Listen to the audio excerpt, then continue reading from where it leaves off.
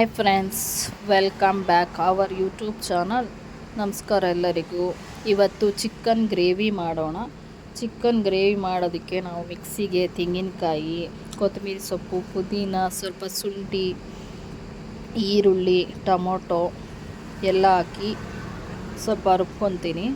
ಇದು ಸಣ್ಣಗೆ ರುಬ್ಕೊಬೇಕು. ಸಣ್ಣಗೆ ರುಬ್ಬಿದಷ್ಟು ಟೇಸ್ಟ್ ಜಾಸ್ತಿ. ಸ್ವಲ್ಪ ದಪ್ಪ ದಪ್ಪ ಇದ್ದರೆ ಟೇಸ್ಟ್ ಇರಲ್ಲ.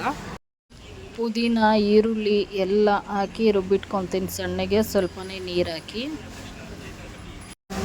ಕುಕ್ಕರ್ಗೆ ಇವಾಗ ಚಿಕನ್ನು ಹಾಕಿ ಸ್ವಲ್ಪ ಬೇಯಿಸ್ಕೊತೀನಿ. ಸ್ವಲ್ಪನೇ ಎಣ್ಣೆ ಹಾಕಿ ಚಿಕನ್ ಈ ಥರ ಸಪ್ರೇಟ್ ಬೇಯಿಸೋದ್ರಿಂದ ಟೇಸ್ಟ್ ತುಂಬ ಚೆನ್ನಾಗಿರುತ್ತೆ.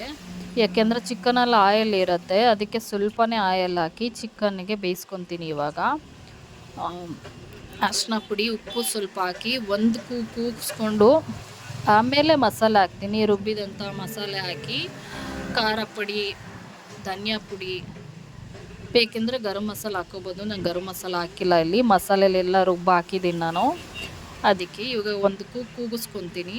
ಕೂಗಿಸಿದ ನಂತರ ಮಸಾಲೆ ಹಾಕಿ ಸ್ವಲ್ಪನೇ ನೀರು ಹಾಕಿ ರುಬ್ಬಿದಂಥ ಮಸಾಲೆ ಹಾಕಿ ಹಸಿ ಮಸಾಲೆ ಹೋಗೋವರೆಗೂ ಫ್ರೈ ಮಾಡಿ ನಂತರ ಎಲ್ಲ ಮಸಾಲೆ ಹಾಕಿ ಕುದಿಸ್ತೀನಿ. 2 ಕೂಗಿಸ್ತೀನಿ.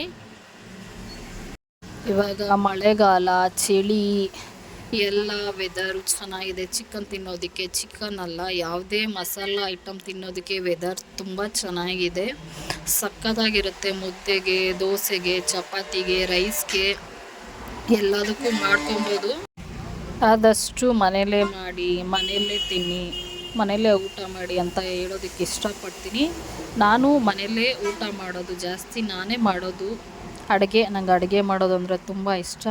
ಈಗ ಗ್ರೇವಿ ರೆಡಿಯಾಗಿದೆ, ಟೇಸ್ಟ್ ಮಾಡಿ ಹೇಳ್ತೀನಿ ಹೇಗಿತ್ತು ಅಂತ. ಸೂಪರಾಗಿರುತ್ತೆ, ಇದಂತೂ ಚೆನ್ನಾಗಿರುತ್ತೆ. ನೀವು ಮಾಡಿ, ಕಮೆಂಟ್ ಮಾಡಿ ಹೇಗಿತ್ತು ಅಂತ. ಪ್ರೀತಿಯಿಂದ ಮಾಡಿ, ಆದಷ್ಟು ಪ್ರೀತಿಯಿಂದ ಬಡಿಸಿ. ಚೆನ್ನಾಗಿರುತ್ತೆ ಯಾವುದೇ ಅಡುಗೆ ಆದ್ರೂ ಅಂತ ಹೇಳ್ತಾ ಇಲ್ಲಿಗೆ ಈ ವಿಡಿಯೋ ಮುಗಿಸ್ತೀನಿ. ಪ್ರೀತಿಯಿಂದ ಮಾಡಿ, ಪ್ರೀತಿಯಿಂದ ಉಣಬಡಿಸಿ ಅಂತ ಹೇಳ್ತಾ ಎಲ್ಲರಿಗೂ ಒಳ್ಳೆಯದಾಗಲಿ. Thank you for watching my video. ಮತ್ತೆ ಸಿಗೋಣ ನೆಕ್ಸ್ಟ್ ವಿಡಿಯೋದಲ್ಲಿ. Bye friends. ಶೇರ್ ಮಾಡಿ, ಲೈಕ್ ಮಾಡಿ ವಿಡಿಯೋನ ಆದಷ್ಟು. ನೆಕ್ಸ್ಟು ಯಾವ ರೆಸಿಪಿ ಮಾಡಬೇಕು ಅಂತ ಕಮೆಂಟಲ್ಲಿ ತಿಳಿಸಿ. ನೀವು ಈ ಚಿಕನ್ ಗ್ರೇವಿ ರೆಸಿಪಿನ ಮಾಡಿ ಹೇಗಿತ್ತು ಅಂತ ಕಮೆಂಟ್ ಮಾಡಿ. ಚೆನ್ನಾಗಂತೂ ಇರುತ್ತೆ, ಸಿಂಪಲ್ಲಾಗೆ ಬೇಗ ಮಾಡ್ಕೋಬೋದು. ಯಾರೇ ಗೆಸ್ಟ್ ಬಂದರೂ ಬೇಗ ಒಂದು 10 ನಿಮಿಷದಲ್ಲಿ ಮಾಡ್ಬೋದು. ಬಾಯ್.